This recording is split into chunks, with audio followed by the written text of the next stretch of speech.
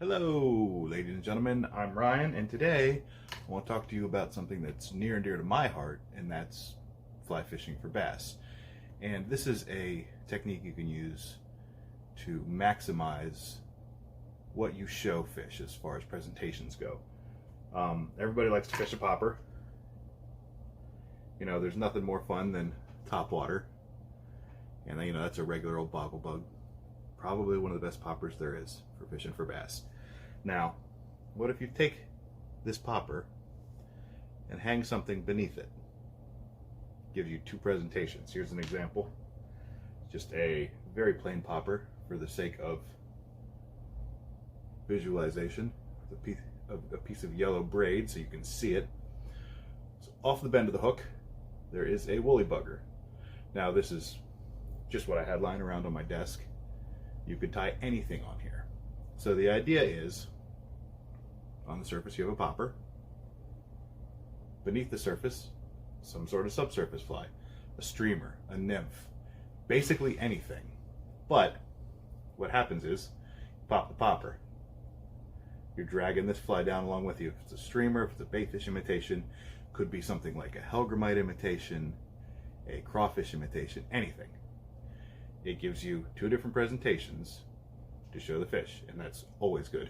You know, trout guys do it non-stop. Nobody fishes a single nymph, you know, unless you're Euro nymphing maybe. That's a different story altogether. We got a hopper dropper, a team of wet flies, you know, swinging soft tackles. You don't swing one, you swing two or three. And it just maximizes your chances of showing a fish something they like. And there are a lot of different ways to do this. I'm going to try to cover a couple of them. All right, let's talk about the mechanics. What you actually got to do.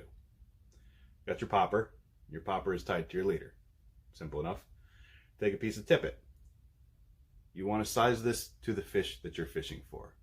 Now, we're talking about bass. You know, we're not going to fish 4X, but I would encourage you to typically go heavier than you need to. And if you need to make your tippet smaller to catch shy fish, great. But if you can get away with heavier tippet, highly recommend it. You never know when you're going to catch a big one. I've got a video on my channel that exactly that happened. I went to a pond that I was positive was full of 1 pound bass and ended up catching a 5 and a 6 pound bass. Well, losing one of those fish, but I caught the other one, which was awesome. But I was using 2X, which was not wise. You know, people catch big bass on lighter line all the time. Don't get me wrong. But if you can maximize all your advantages, it's probably a good idea. Anyway, you got your popper. Your leader's tied to the eye of the hook. Take your tippet, appropriately sized, tie an improved clinch knot around the bend. Once that's done, tie your fly to the other end. Improved clinch knot, a non-slip monoloop, whatever you want to do, depending on the fly, depending on your preference. There is one other way you can do it, and this has its own complications. So instead of tying your leader, instead of using the bend of the hook, when you tie your leader to the fly, just pretend I'm tying an improved clinch knot, and I'm not going to. So you tie your leader to the fly. Say this is going to the reel or going to your fly line, and then you have a tag end. Instead of clipping your tag end, simply tie the dropper onto the tag end. Now, this can get complicated because, oh geez, because I get hooks in my hand. This can get complicated because you've got the popper here like this, and it's whipping around like that, and it can twist your line all up and make a real mess. It is easier to do. It is quicker to do than tying it to the bend of the hook. Is it better?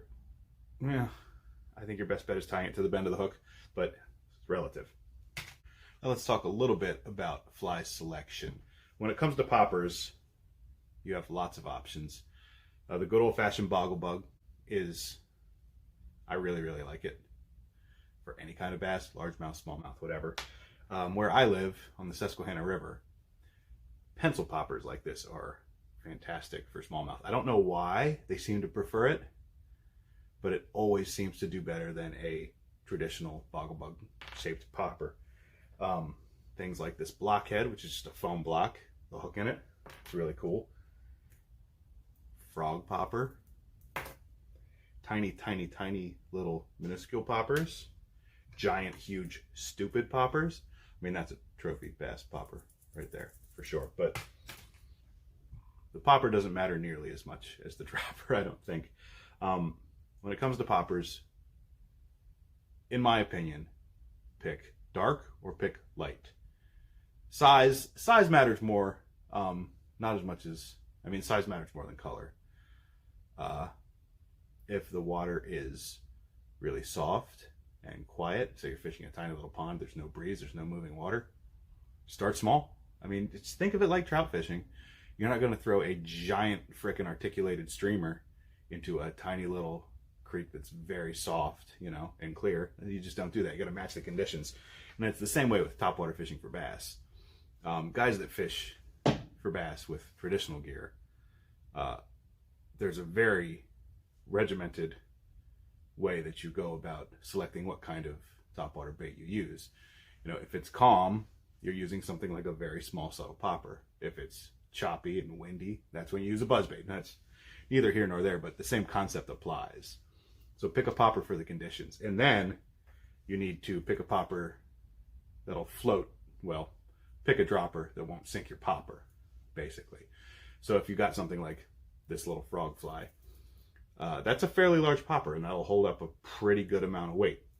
But if you get down to something like this tiny little foam popper, you're not going to suspend much off of that aside from a nymph.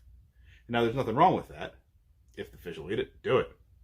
But you got to take that into account. As far as droppers go, again, if you could get a bass to eat it anytime, it'll work in this application. Streamers, always a good bet. Nymphs, think something like a big stonefly nymph, or even like even a mop fly. I've never tried that. Maybe I'll try that. Streamers, woolly buggers are great because say an olive or a tan or a brown or even a black woolly bugger can look like so many different things. It can look like a nymph. It can look like a baitfish. It can look like a crayfish. It can look like all sorts of forage. And in trout fishing, they usually say you can't fish a woolly bugger wrong. You know, you can drift it, you can strip it, you can swing it. And the same concept pretty much applies using it as a dropper with a popper. You really can't fish it wrong. I think that's a great way to use a woolly bugger. Go with something small, start small and light. And if you're using a big old popper, you can float something that's bigger, do that. But a woolly bugger is a great place to do it. I mean, you can use a Clouser minnow, anything you can imagine. We'll try and show you a couple flies that make good droppers, in my opinion. A regular old weightless woolly bugger. Try it with a little bit of weight, maybe a little wire wrap. Try it in black. Try it in olive green, maybe with a hot spot on it. Now, like I said, a woolly bugger is great because it looks like so many different things. This is a tequili, which is basically a woolly bugger. Got some rubber legs, makes it look more buggy. Another great thing for bass. Any kind of little bait fish pattern. Try to match the forage where you're fishing, but anything is worth a try. And then nymphs, basically, especially if you don't mind catching panfish, I mean, you'll pick up panfish nonstop on nymphs hung under a popper. One other option, and this is not a popper and a dropper, but try fishing a popper and a popper. So you want to fish the big, goofy frog popper, but you also want to fish a tiny little foam popper, 12 inches, 18 inches behind it, whatever. Again, you're given the fish two different profiles, two different selections to choose from. So if the fish are super hyped up and the water's warm and they're moving around and chopping bait on the surface, that's a great option. But let's say they're not, or let's say you find a fish that's a little skittish. Maybe he'll eat this, but he's not going to eat that. It's another great way to maximize what you're showing fish. However, this is another thing where you can get into a little bit of trouble casting a rig like that, just because you're going to get so much twist. Those flies are going to twist around if you're not casting carefully. It happens. Not much you can do about it. It's a fun way to fish, fishing two poppers at a time. Again, you're just maximizing what you put in front of the fish. All right, to wrap things up, what do we learn? Fishing a popper and a dropper is great because it gives the fish two different selections, two different profiles for them to be interested or not be interested in. You have a big, it doesn't have to be big, but you have a loud ruckus going on the surface, and 18 inches below, maybe you have a tiny little nymph just hovering in the water column. Or maybe you have a woolly bugger ripping around in the water column. Regardless as to what it is, two different presentations. And along with that, you're covering two parts of the water column. And that's something else I didn't really touch on. You can adjust your depth. It's just like fishing for trout with nymphs. Maybe you're fishing a shallow weed bed and you just want to suspend a dropper just down to where the weeds start. That's something. That's definitely something worth trying. Or maybe you're fishing in the middle of the lake and you want to hang a dropper 4 feet off your popper. Good luck casting that, but it's something to play with. You can experiment with the rig, make it do what you want it to do.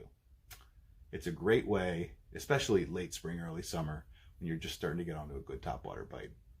Maybe you go out on days sometimes and it's like, are they going to eat a popper? I don't know. Is it too early? I don't know. Throw a dropper on there. You're fishing both. If you get popper eats, awesome. If you don't, you're still catching fish.